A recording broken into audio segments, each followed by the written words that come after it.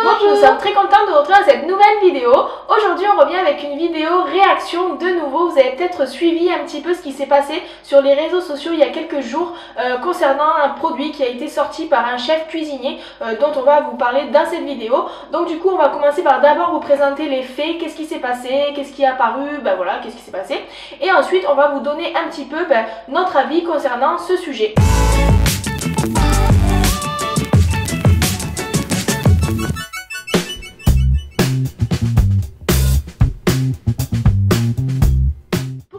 Vous expliquer un petit peu ce qui s'est passé. Peut-être que vous avez dû voir un petit peu passer sur les réseaux sociaux, surtout sur Instagram et je pense aussi sur Facebook, il y a eu des publications là-dessus. Mais en fait c'est un chef cuisinier qui s'appelle Merwan. C'est un chef cuisinier qui est passé sur Top Chef, voilà, qui était dans l'émission Top Chef, qui faisait beaucoup d'humour dans Top Chef, voilà, on l'aimait bien, il rigolait un petit peu de tout ça. Et il a sorti récemment une pâte à tartiner à base de caramel beurre salé. Alors comme ça vous vous dites, le caramel beurre salé nous on aime bien, c'est plutôt bon, voilà, ça a l'air plutôt bon, son produit a l'air plutôt bon, mais ce qui nous dérange dans son produit c'est le packaging. Je vais vous expliquer en fait comment il est le packaging. C'est un pot de caramel beurre salé, de pâte à tartiner, où dessus il y a marqué plaisir d'offrir, joie de grossir. Il y a la photo de Merwan le chef, donc by Merwan, et en dessous il y a marqué 100% diabète, 100% cholestérol. Donc nous, ce qui nous dérange dans ce packaging c'est le 100% diabète. Voilà pourquoi cette pâte à tartiner est 100% diabète. Voilà, quel est le rapport entre le plaisir, la joie de grossir et le 100% diabète, on ne comprend pas. Et donc c'est pour cette raison que cette publicité, enfin en tout cas ce packaging a fait des échos sur les réseaux sociaux. On va vous parler maintenant des choses qui nous dérange dans ce produit qui est sorti, parce que peut-être que vous vous dites que bon voilà c'est de l'humour, voilà c'est sympa, c'est rigolo, etc. Mais on va vous expliquer un petit peu tout ce qui nous dérange, étant donné que ce n'est pas que le produit qui nous dérange mais un petit peu aussi tout ce qu'il y a autour, parce que si ça avait été que ça éventuellement bon, on aurait pu ne pas faire de vidéo, etc.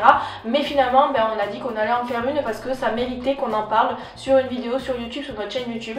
Donc la première chose qui nous dérange dans ce produit c'est bien sûr le 100% diabète, simplement. Tout simplement déjà parce que la personne qui crée ce produit n'est pas elle-même diabétique, voilà, et puis en plus c'est un pot de caramel beurre salé, 100% diabète, 100% cholestérol avec le mot grossir qui est en gros sur l'étiquette. Alors tout ça, ça rajoute un peu plus d'amalgame sur tout ce qui est diabète. Vous savez qu'on se bat tous les jours pour faire comprendre aux personnes, au grand public, qu'il y a plusieurs types de diabète et que c'est pas parce qu'on a un diabète qu'on est en surpoids, en obésité ou alors qu'on a mangé trop de sucre.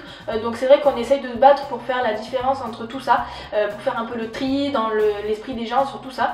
Et donc là ça en rajoute un peu plus. Pour cette raison que nous on trouve ça totalement déplacé que de mettre le mot diabète, le mot cholestérol, le mot grossir, tout ça sur un même packaging pour sous prétexte qu'on utilise de l'humour pour vendre ces produits. Voilà, ça rajoute simplement encore une couche, une strate d'amalgame dans tout ça. D'autant plus que cette personne utilise le mot diabète sans vraiment comprendre ce que c'est, puisque s'il savait il aurait sûrement pas mis. Voilà, donc on l'invite totalement à nous expliquer ce que c'est le diabète avant de sortir ce genre de produit. La deuxième chose qui nous dérange, et ça rejoint un petit peu ce qu'est en train de dire Elise, c'est ce qui concerne les discriminations. Voilà, quand on écrit un mot sur un packaging, le mot grossir, diabète, cholestérol, ça rajoute encore des amalgames, des préjugés et tout ça crée de la discrimination. Quand on écrit ces mots là sur ce type de packaging, ça aurait pu être sur un flacon d'insuline, sur autre chose, ça n'aurait pas été discriminant, mais par contre là sur une pâte à tartiner crème beurre salé, forcément c'est discriminant et c'est dégradant pour les personnes diabétiques et pour les personnes qui sont en surpoids. Et il y a quelque chose qui est sorti récemment, ça s'appelle la grossophobie. Voilà, quand on est obèse, quand on est en surpoids, ça peut être une pathologie, une maladie, et sortir ce genre de packaging, ça ne prend pas en compte le fait que ce soit des pathologies et des maladies, et c'est discriminant et dégradant. Et quand il y a écrit le mot diabète, voilà, sur un pot de pâte à tartiner, ça peut paraître complètement rigolo, voilà, on peut rire du diabète, c'est marrant, on peut penser que ce n'est absolument rien de marquer le mot diabète sur un pot de pâte à tartiner.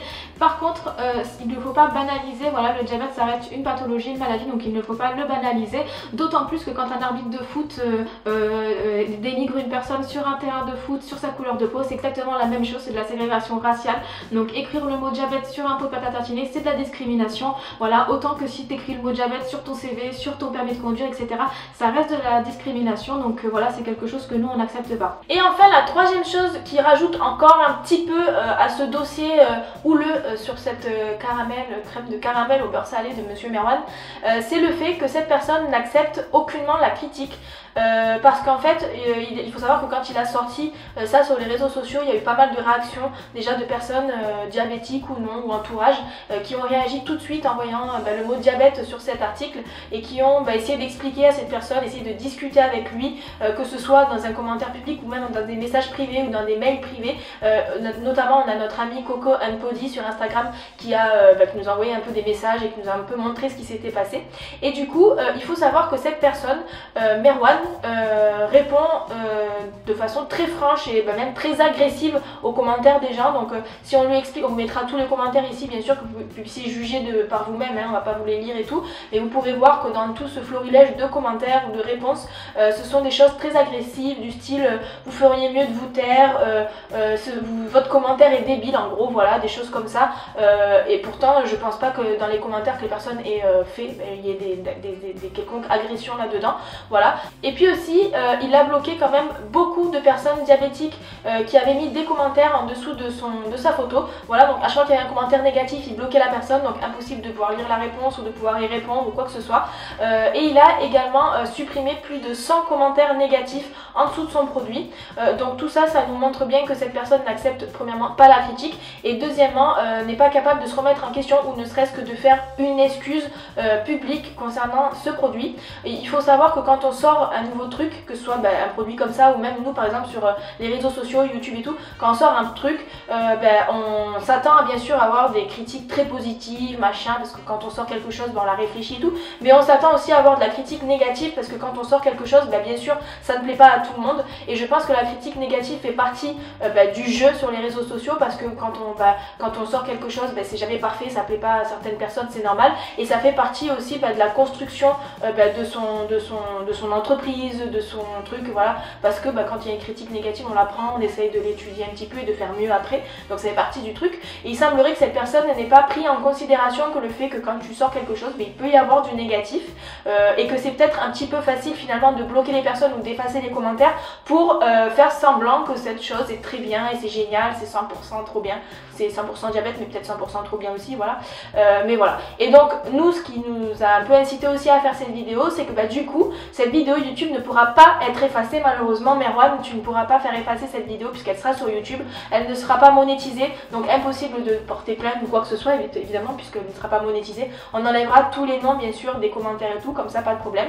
Et puis voilà, vous serez libre par vous-même d'aller voir sur sa page Instagram et d'aller un petit peu inonder de commentaires négatifs afin de donner votre avis. Et vous savez que sur Diab-Aid, nous on est relativement engagés contre les discriminations, tout ça. Et ce qu'on a fait du coup de notre côté, c'est déposer une plainte auprès du jury de déontologie publicitaire.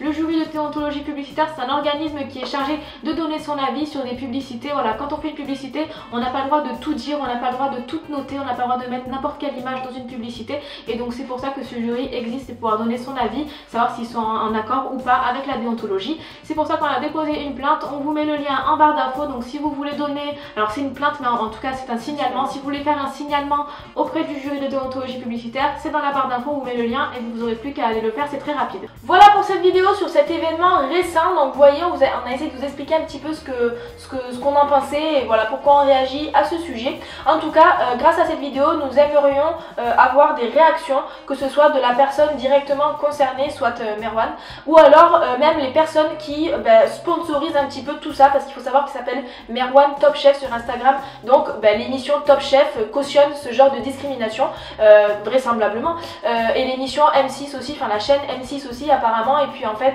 toutes les personnes qui sont un petit peu autour de cette personne, voilà. Donc je pense que cette stratégie marketing concernant ce pot ou ce produit n'est pas du tout la bonne, et je pense qu'il faut revoir tout ça, et en tout cas on espère avoir des réactions un petit peu de tout le monde, et notamment le fait de supprimer ce produit du marché qui n'existe plus. N'hésitez pas à réagir dans les commentaires, nous dire un petit peu ce que vous en pensez, parce que vous aurez sûrement plusieurs autres idées que nous on n'a pas eu le temps de dire dans cette vidéo. N'hésitez pas également à nous suivre sur les réseaux sociaux, que ce soit YouTube, Instagram, Twitter, Snapchat, etc.